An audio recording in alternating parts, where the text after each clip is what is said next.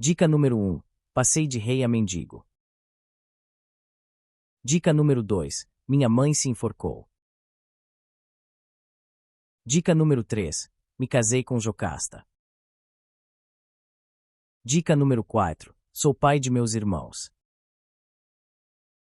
Dica número 5. Meus pais tentaram me matar quando eu era bebê. Dica número 6. Tiresias me deu uma notícia devastadora. Dica número 7. Sou filho do rei Laio. Dica número 8. Furei meus próprios olhos em um momento de desespero. Dica número 9. Minha mãe se chama Jocasta. Dica número 10. Tentei fugir de meu destino trágico, mas essa tentativa de fuga de meu destino acabou fazendo com que esse destino se realizasse. Dica número 11. Cresci em Corinto. Dica número 12. Resolvi o enigma da esfinge.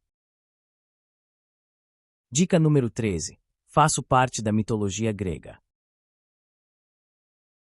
Dica número 14. Sou um personagem fictício, desenvolvido por Sófocles.